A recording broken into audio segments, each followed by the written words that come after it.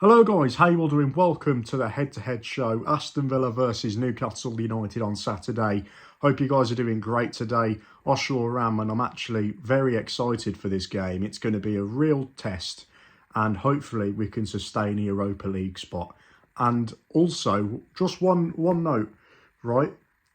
Since we were in 6th place now, the season we finished 6th, we've just missed out on the Champions League, and we drew against West Ham and we got the Intertoto Cup.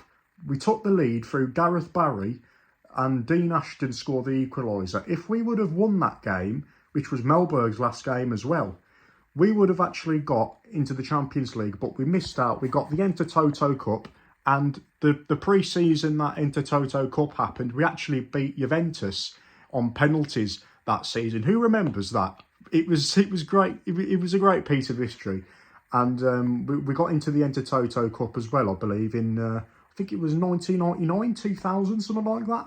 So I don't know if that's even a cup anymore, if I'm not mistaken. And I think the Conference League probably makes up for that now, with it being 7th or 8th. You know, I don't really know if any of that's changed since now. I think 7th is the conference now or something like that. So it'll be good to actually sustain the position with 8 games to go. It'll be 7 after this one. And we're facing Newcastle United. It is going to be a massive, massive game for us.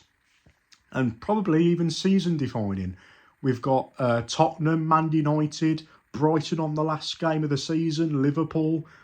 This is going to be just a unbelievable amount of pressure that's going to be on these players. And even if we don't get Europa League, that is in itself just a great season.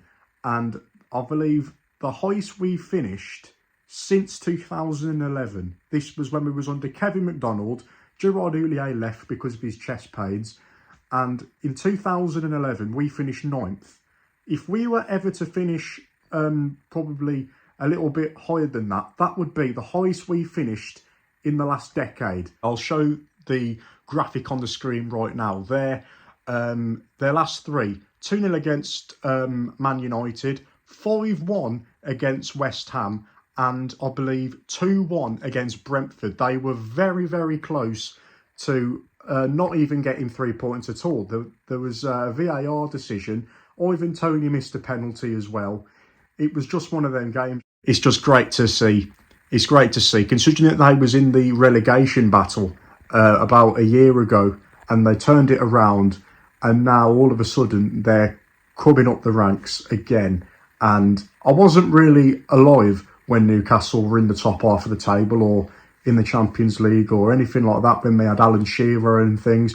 It's good to see them do so well, because they're a well-run club at the moment. They used to be a joke, didn't they, under Mike Ashley? It's good to see these teams coming up again and seeing, you know, the likes of Chelsea, Liverpool's, teams like that just struggle. It's really nice to see.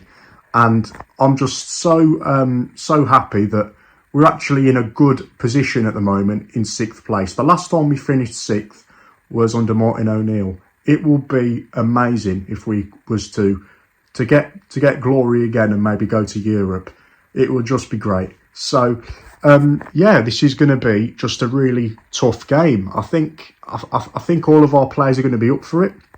Bertrand Traoré getting 2 goals in 2 games as well, and I think he might get a full start really because of the Leon Bailey injury that occurred. I think he tore his hamstring, and I thought Buendia also did in the Forest game just a few minutes after that, when Buendia was down for a few moments, and it was very, very lucky that he was actually fine to play again, really. But yeah, I think with Traoré, it's a weird one because we've all been screaming for him. And if ever you went to the West Ham game, you would know how much stick Traoré got on social media and from the stands.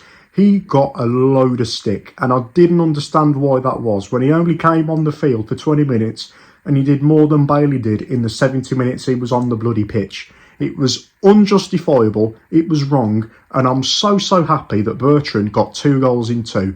Also, one thing to point out is that Gerrard never wanted Traoré. He got sent on loan, he came back, and then he didn't want him again. So then he went back on loan, this time in Turkey. He tears it up in Turkey, comes back, and then we have a new manager under Unai. He plays him, and then all of a sudden he scores 2 in 2 out of like, I think it was 4 or 5 games he came on as a substitute.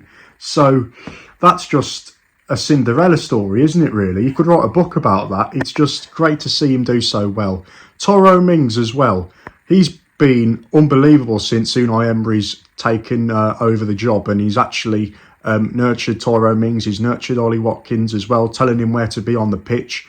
And one thing to point out is that Gerrard never wanted Traoré. He got sent on loan, he came back, and then he didn't want him again. So then he went back on loan, this time in Turkey. He tears it up in Turkey, comes back, and then we have a new manager under Unai. He plays him, and then all of a sudden he scores 2 in 2 out of like, I think it was 4 or 5 games he came on as a substitute. So that's just a Cinderella story, isn't it, really? You could write a book about that. It's just great to see him do so well. Tyrone Mings as well. He's been unbelievable since Unai Emery's taken over the job, and he's actually nurtured Tyrone Mings. He's nurtured Ollie Watkins as well, telling him where to be on the pitch. And it really does show how much of a good coach he can be as well as a manager. And it's really important, because Gerrard wasn't really a coach. Dean Smith wasn't a coach. So it's good that you actually have an actual manager who can actually coach a team like Unai Emery can. And I think with his calibre, he's won the Europa League with Villarreal. He's got Arsenal to the Champions League. He's won the Champions League. He's done everything. So it's good. It's very good at the moment, the way we're going about it.